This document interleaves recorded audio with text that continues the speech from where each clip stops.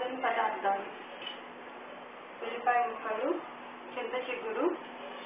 చింతచిగురు కాడలు లేకుండా శుభ్రం చేసుకుని కడుక్కుని పక్కన పెట్టుకోవాలి. ఉప్పు, పసుపు, కారం. స్టవ్ మీద బాండీ పెట్టి సరిపడినంత నూనె వేసి నూనె వేడెక్కిన తర్వాత ఉల్లిపాయ ముక్కలు వేసి దోరగా వేయించుకోవాలి.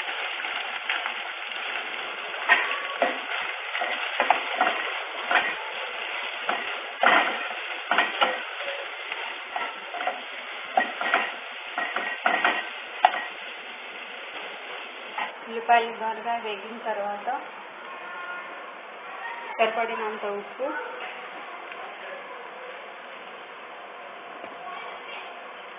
పసుపు వేసి ఒకసారి కలుపుకొని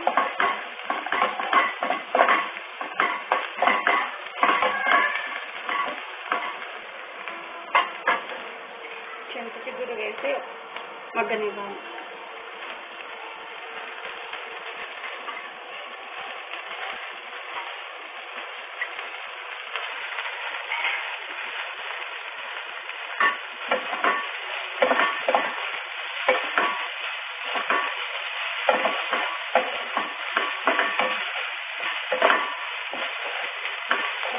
వేసి బాగా కలుపుకొని ఒక 2 నిమిషాలు మూత పెట్టాలి.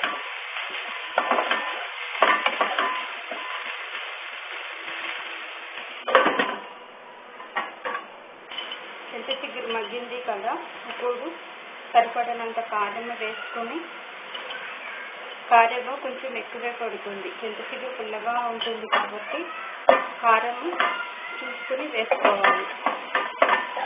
చింతచిగురు వేసవికాలము ఎక్కువగా వస్తుంది. చింతచిగురు రొయ్యలు, చింతచిగురు మాంసము, పప్పు, చింతచిగురు చారు కూడా చేసుకోవచ్చు. కారం వేసి బాగా కలుపుకొని, ఎక్కువ నీరు పట్టదు, కొంచెం నీరు పోసి మూత పెట్టుకోవాలి. చిన్న మంట మీద ఉడకనివ్వాలి.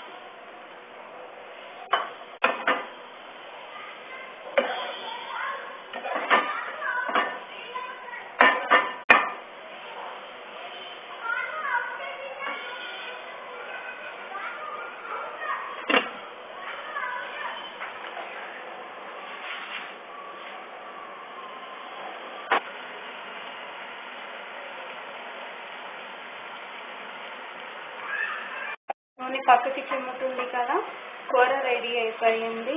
2 నిమిషాలు దగ్గరుండి కలుపుకొని సర్వింగ్ బౌల్లోకి తీసుకుంటే పుల్లటి చింతచిగురు కూర రెడీ. ఇది అన్నంలోకి, వెజ్ బిర్యానీలోకి చాలా బాగుంటుంది.